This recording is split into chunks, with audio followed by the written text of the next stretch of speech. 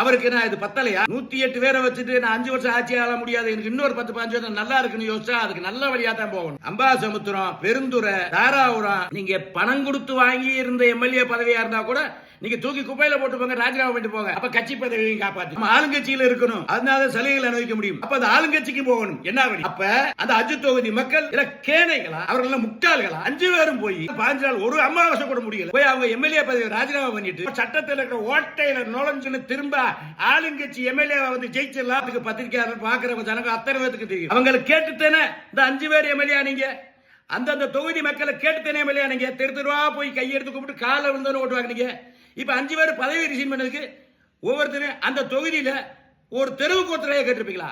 ஒரு பகுதிக்கு ஒருத்தரை கேட்டிருப்பீங்களா? இல்ல ஒரு 300 பூத் இருக்குன்னா பூத்துக்கு ஒரு ஆளையோ கேட்டிருப்பீங்களா? யாரை கேட்டீங்க? ஒவ்வொரு விஷயத்துக்கு செயற்குழு, பொதுக்குழு, முடிவு கேட்டு சொல்லப்படும், முடிவு கேட்டு சொல்லப்படும்.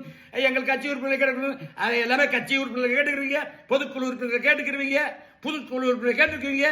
ஆனா உங்களுக்கு ஓட்டு போட்டு ஏதாவது செய்வாங்களா எதிர்பார்த்த இந்த மக்களை கேட்க மாட்டீங்க. இது எந்த ஒரு ஜனநாயகம்? உலகமே பார்த்து புறாம போடுறது இந்திய ஜனநாயகத்தை பார்த்து. இது நம்ம நாட்டின் பெருமை. பல மொழி, பல கலாச்சாரம், பல மதம், பல ஜாதி, பல இனங்கள். மக்களுடைய மனசுல மாற்றம் இருக்கு. இந்த தலைவர்கள் மனசுல மாற்றம் இருக்கிற மாதிரியே தெரியல. எனக்கு தெரிஞ்சு தமிழக வரலாற்றிலே ஜெயிச்சு ஒரு அமாவாசை கூட முடியாம பதவி ராஜினாமா பண்ணிருக்காங்கன்னா, இவங்க பதவி ராஜினாமா பண்ணிட்டு ஆட்சி அமைக்கிற கட்சியில போய் சேர்ந்துக்கணும். எந்த வகை ஜனநாயகம்? மகா கேலி கூத்தா, ஒரு அயோக்கியத்தனம், அக்கிரமமான அரசியலா இல்லையா?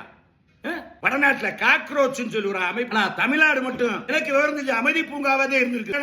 அது தப்பு. மூட்டை பூச்சினா கூட அது உங்களோட சொந்தம் இருக்கு. பொதுமக்கள் ரத்தத்தை உரியிற மூட்டை பூச்சியா இருக்கு. ஏன் புள்ள பூச்சி தமிழ்நாட்டு புள்ள பூச்சிகளுக்கு கொடுக்கு முளைக்கணுமா? புள்ள பூச்சி நிமிந்து பார்க்கணுமா? இங்க எல்லாம் காக்ரோச் பேர் எடுவிட 90% தமிழ்நாடு மக்கள் அப்படியே வாழ்ந்துட்டு இருக்காங்க. ராமே ஆண்டா என்ன, ரச்சுவனே ஆண்டா என்ன போயிட்டு இருக்க இந்த மக்களை புள்ள பூச்சி நினைச்சாங்க. இங்க ஒரு புள்ள பூச்சி கட்சி யாராவது ஆரம்பிச்சு போறாங்க. மதிப்பிற்குரிய சட்டமன்ற உறுப்பினர்களே, அமைச்சர்களே, அமைச்சர் பெருமக்களே, புதிதாக வந்திருக்கும் முதல்வர்களே, ஆளுங்கட்சி தேர்தல், எதிர்கட்சி தேர்தலே, அனைவரும் இந்த அனைத்து தமிழ்நாட்டு மக்களின் ஆதரவாக இதை எடுத்துக் கொள்ளுமாறு பணிவோடு கேட்டு விடைபெறுகிறேன். வணக்கம்.